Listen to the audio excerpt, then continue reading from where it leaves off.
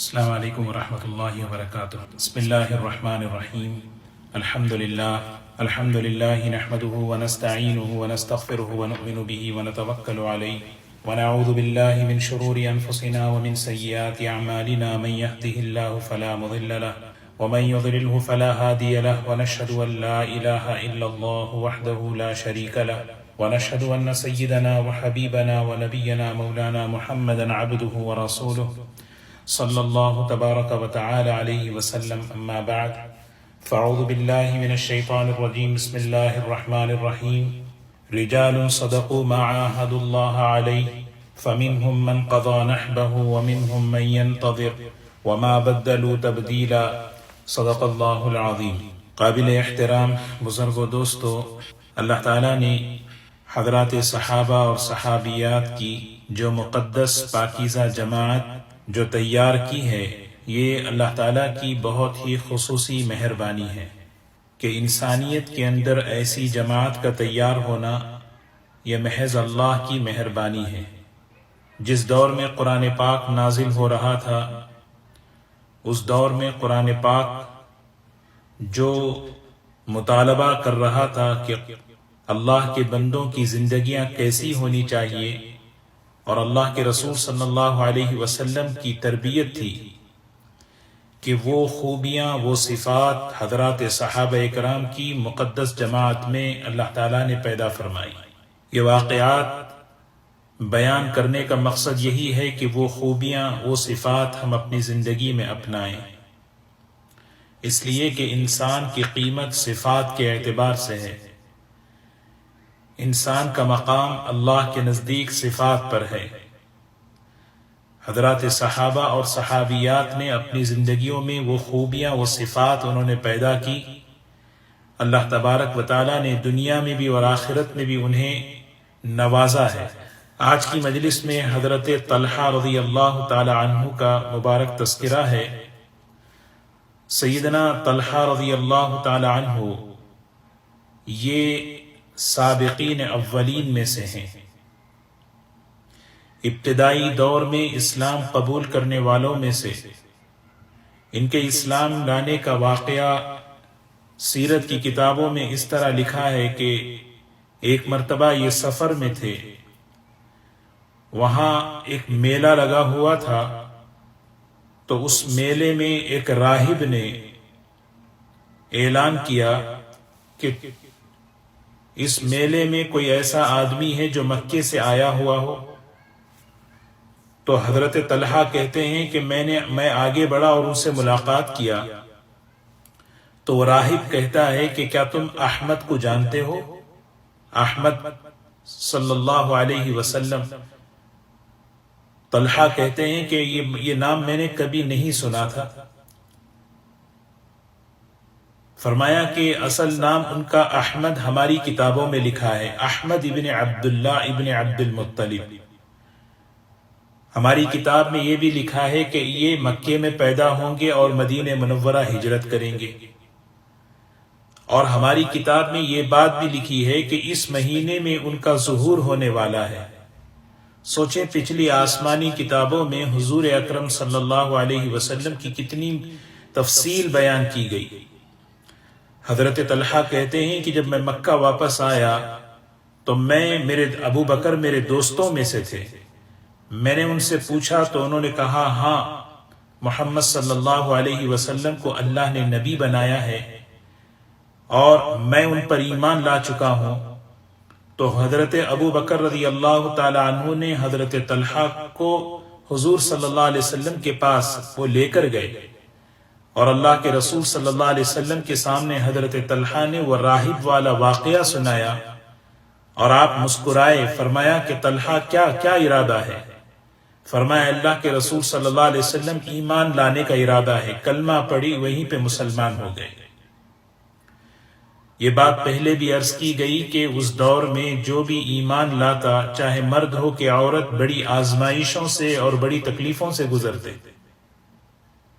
اور حضرت طلحہ یہ بڑے گھرانوں میں سے تھے۔ عام طور پر ایک غلط فہمی یہ ہے کہ شروع میں ایمان لانے والے صرف غلام اور غریب لوگ تھے، ایسا نہیں ہے۔ غلاموں کے ساتھ، غریبوں کے ساتھ مکہ مکرمہ کے معزز شخصیتیں، مالدار شخصیتیں بھی ایمان میں داخل ہوئی۔ حضرت ابو بکر بڑے اونچے گھرانے کے تھے، مالدار تھے۔ سعید ابن زید بڑے اونچے گھرانے کے تھے، مالدار تھے۔ اور حضرت طلحہ، جب حضرت طلحہ ایمان میں داخل ہوئے تو ان کی والدہ کو جب پتا چلا تو اس نے بہت تکلیفیں دیں۔ سوچیں کہ ماں ہو کر بچے کو صرف اس بات پر کہ کسی طرح یہ دین چھوڑ دے، کیونکہ ماں یہ چاہتی تھی کہ میرا بیٹا قریش کا لیڈر بنے۔ مالدار تھے، بڑے گھرانے کے آدمی تھے، لیکن حضرت طلحہ رضی اللہ تعالی عنہ اپنے ایمان پر، اپنے اسلام پر جمے رہے۔ دوستو، حضرت طلحہ رضی اللہ تعالی عنہ، اللہ کے رسول صلی اللہ علیہ وسلم نے ان کو بہترین القاب سے نوازا ہے۔ یہ القاب جو ہے کسی یونیورسٹی سے، کسی ادارے سے نہیں ملے، اللہ کے رسول صلی اللہ علیہ وسلم کی زبان مبارک سے۔ فرمایا طلحہ، طلحۃ الخیر، طلحۃ الجود، طلحۃ الفیاض، یعنی زندہ شہید۔ یہ کیسے بہترین القاب ہیں، دیکھیں حضرت طلحہ رضی اللہ تعالی عنہ، یہ کوئی اور نہیں دے رہا، اللہ کے رسول صلی اللہ علیہ وسلم کی زبان مبارک سے۔ اور ہر لقب کے پیچھے ایک واقعہ ہے، جیسے ایک حدیث ہے، رسول اللہ صلی اللہ علیہ وسلم نے فرمایا من سرہ ان ینظر الی رجل، تم میں سے کوئی شخص اس آدمی کو دیکھنا چاہے، یمشی علی الارض وقد قضى نحبہ، جو شہید ہے لیکن زندہ ہے، ابھی زمین پر چل رہا ہے، فَلْيَنْظُرْ إِلَىٰ طَلْحَةِ بْنِ عُبَيْدِ اللَّهِ، وہ طلحہ کو دیکھے کہ زمینی شہید ہیں۔ یہ بات کب فرمائی آپ نے؟ یہ غزوہ احد کے موقع پر۔ غزوہ احد کا واقعہ آئے اور طلحہ کا نام نہ آئے، یا حضرت طلحہ کی سیرت پڑھی جائے اس میں غزوہ احد کا تذکرہ نہ ہو، یہ ہو نہیں سکتا۔ غزوہ احد کے موقع پر حضرت طلحہ رضی اللہ تعالی عنہ نے جو قربانیاں دی ہیں، روایتوں میں آتا ہے کہ حضور اکرم صلی اللہ علیہ وسلم کی حفاظت کے لیے انہوں نے اپنے جسم کو ڈھال کے طور پر استعمال کیا۔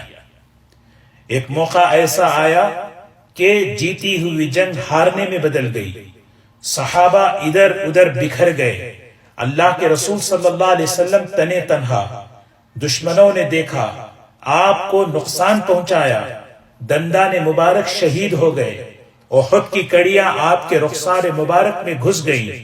اللہ کے رسول صلی اللہ علیہ وسلم نے اپنے ہاتھوں میں اس خون کو لیا جو منہ سے نکل رہا تھا، کیونکہ نبی کا خون اگر زمین پر گر جائے اللہ تعالیٰ اس قوم کو ہلاک کر دیتے ہیں۔ آپ نے اس خون کو جو منہ سے نکل رہا تھا اپنے ہاتھوں لیا اور ہاتھ میں لے کر آسمان کی طرف اچھالا اور دعا کی، اللہم اہدی قومی فإنہم لا یعلمون، اے اللہ میری قوم کو معاف کر دے، میری قوم کو ہدایت دے دے، یہ نہیں جانتے میں کون ہوں۔ یہ اللہ کے رسول صلی اللہ علیہ وسلم کے اخلاق اور یہ آپ کی معافی تھی کہ جس نے آپ کے خون، آپ کے دندان مبارک کو شہید کیا تھا، جس نے آپ کو زخمی کیا تھا، آپ ان کے لیے ہدایت کی دعائیں فرمائیں۔ حضرت حضور اکرم صلی اللہ علیہ وسلم کھڑے ہیں، حضرت طلحہ نے دیکھا، دشمن آپ کو اکیلا سمجھ کر کہیں آپ کو نقصان نہ پہنچائیں، آپ کے سامنے آ گئے اور آ کر حضور اکرم صلی اللہ علیہ وسلم کے سامنے آنے والی ساری تیروں کو اپنے جسم پر لے رہے ہیں۔ بہت سے تیروں کو اپنی ہتھیلی پر رکھا، بہت سے تیروں کو اپنے ہاتھ سے روکا۔ سوچیں کانٹا چبھ جاتا ہے تو کتنی تکلیف ہوتی ہے۔ حضور اکرم صلی اللہ علیہ وسلم کی حفاظت کے لیے کتنے جسم پر 70 اور 80 سے زیادہ زخم تھے تیروں اور تلواروں کے۔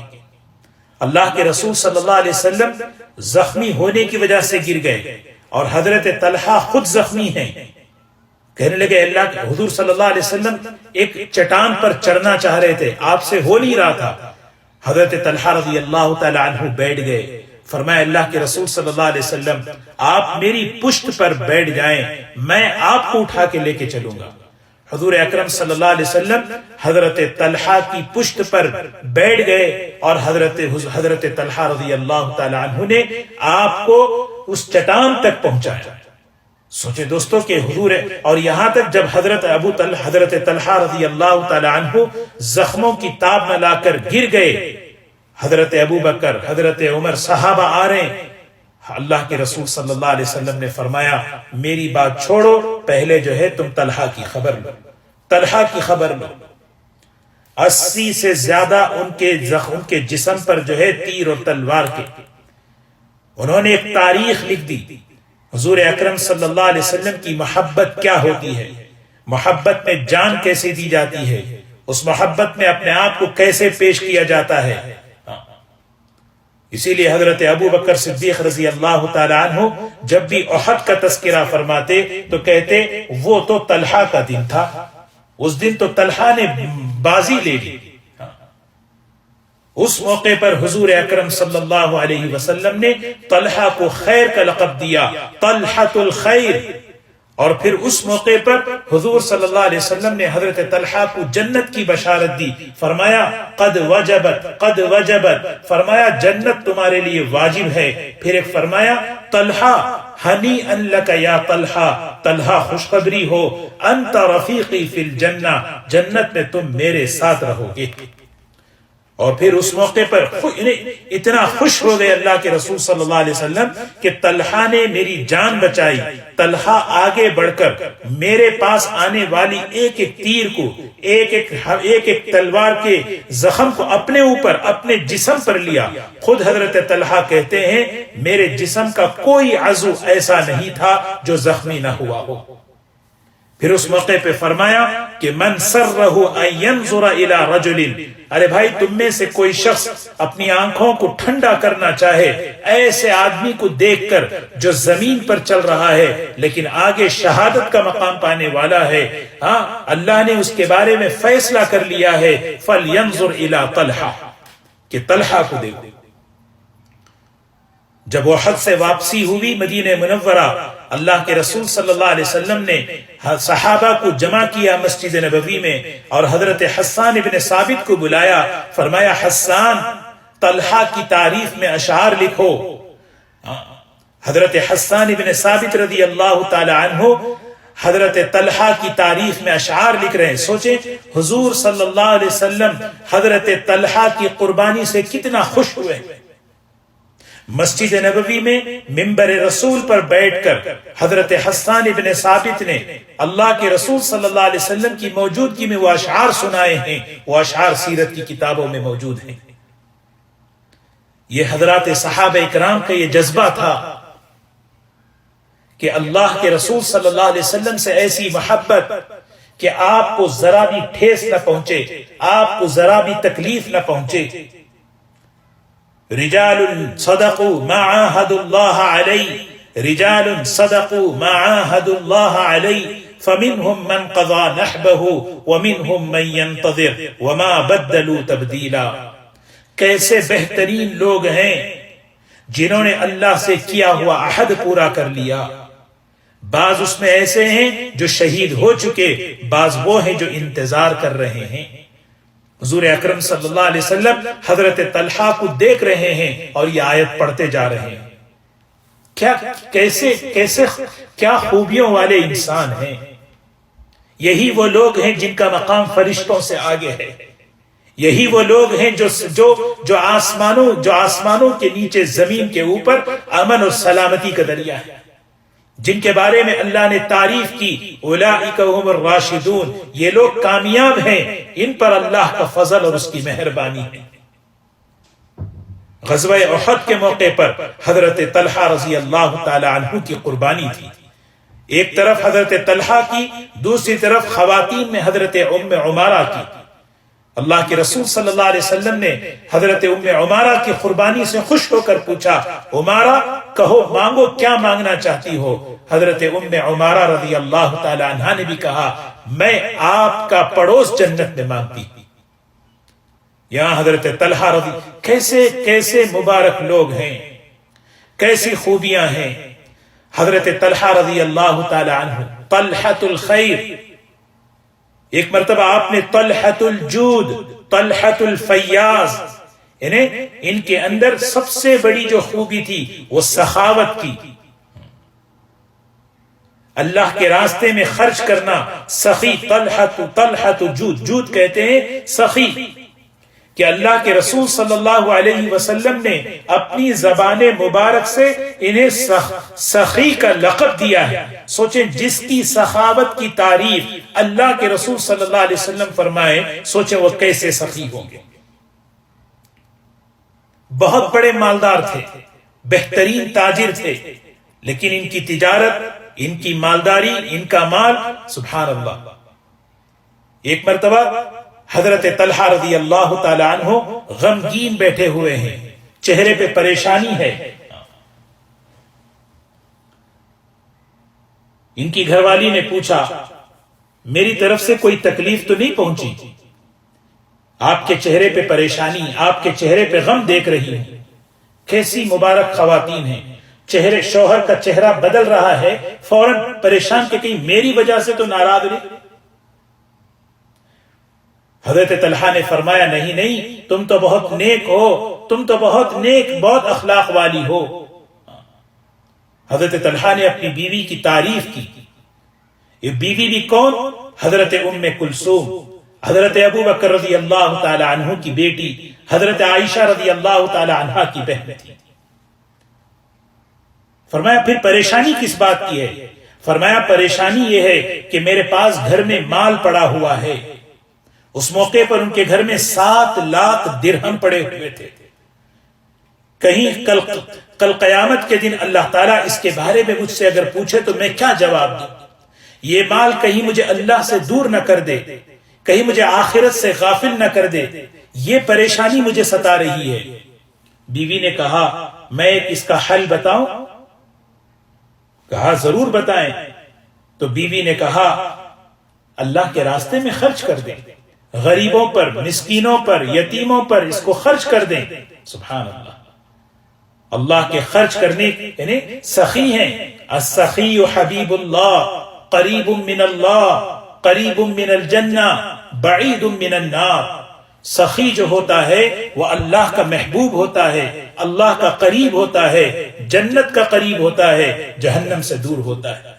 اللہ کی نسبت پر لگانے والے کبھی جو ہے نامراد نہیں ہوتے. اللہ دنیا میں برکتوں کے راستے سے دیتے ہیں. تو بیوی نے کہا خرچ کر دو اللہ کے راستے میں. تو حضرت طلحہ رضی اللہ تعالیٰ عنہ فرماتے ہیں، اللہ اکبر، کیسی بہترین تم نے رائے دی ہے. اللہ کی رحمت، رحمک اللہ، اللہ کی رحمت ہو تم پر. موفقت بنت موفق.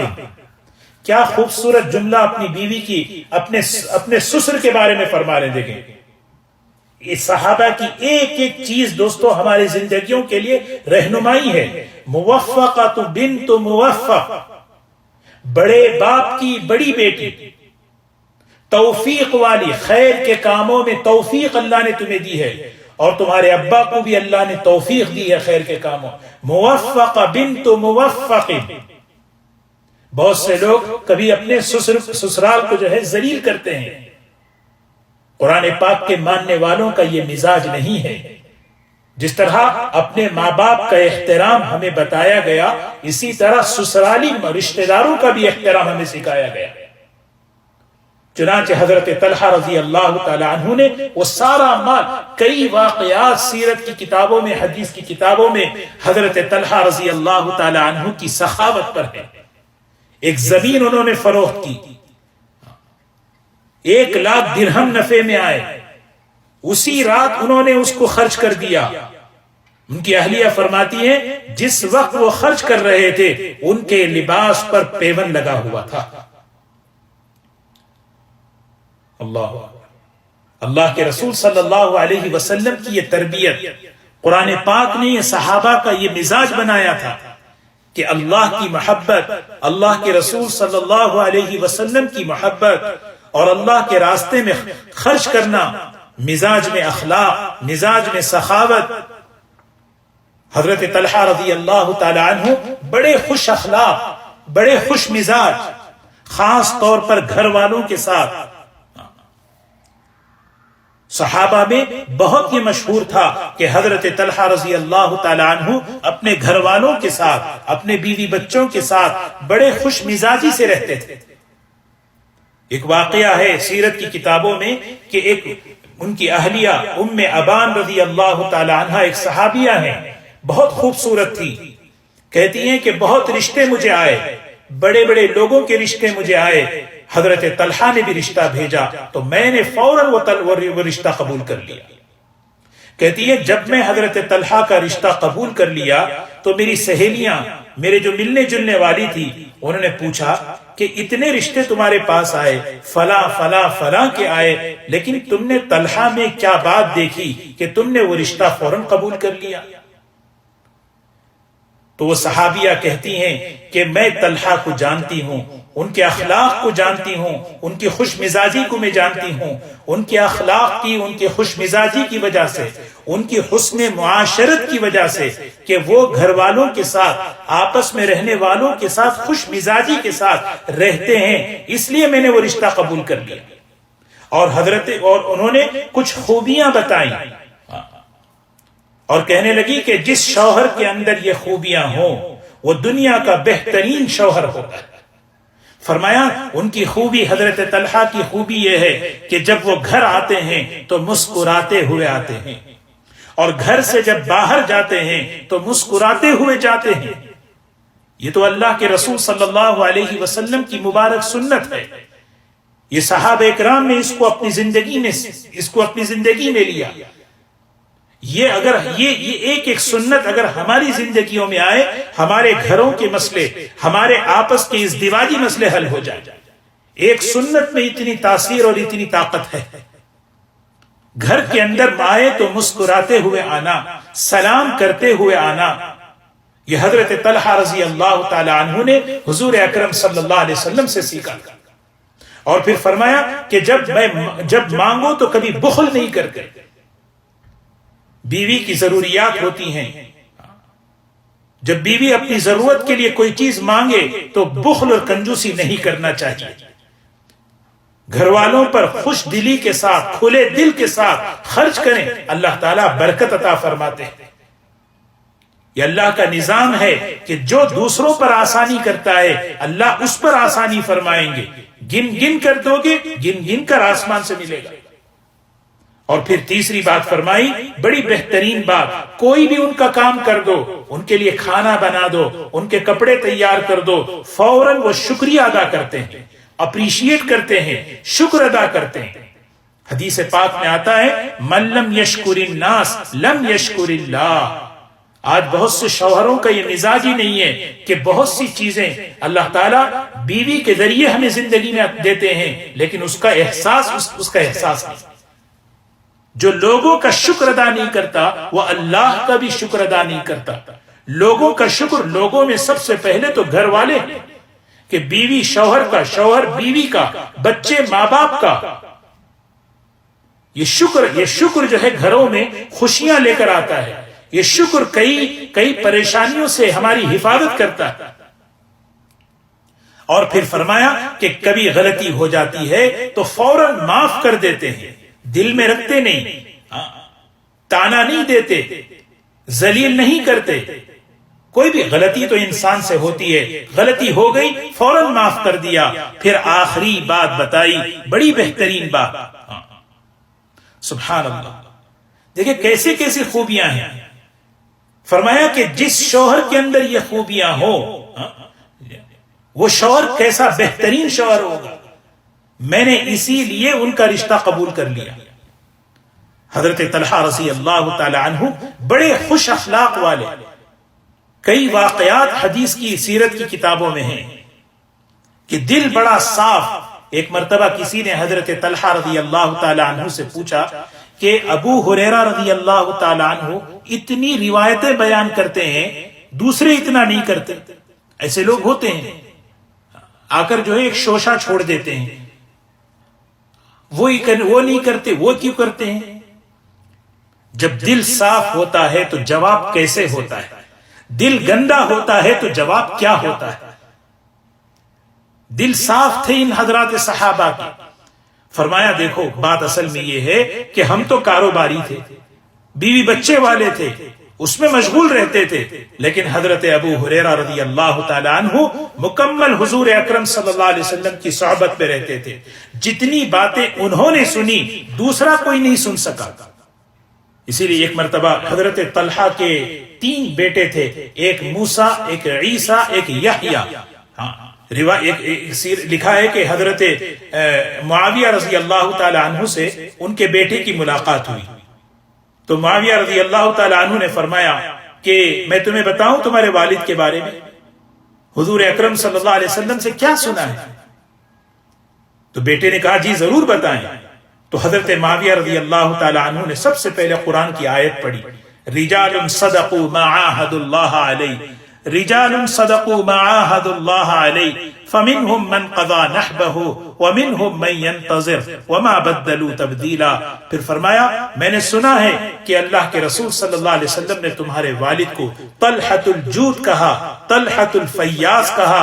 یعنی جب آدمی سخی ہوتا ہے تو دل کا بھی سخی ہوتا ہے، اور دل کی سخاوت اخلاق پیدا کرتی ہے، کیونکہ اخلاق کے لیے دل بڑا ہونا ضروری ہے. معاف کرنا، دوسروں کے بارے میں بھلا سوچنا، دوسروں کے بارے میں خیر کا سوچنا، یہ حضرت طلحہ رضی اللہ تعالی عنہ کے مزاج میں تھا.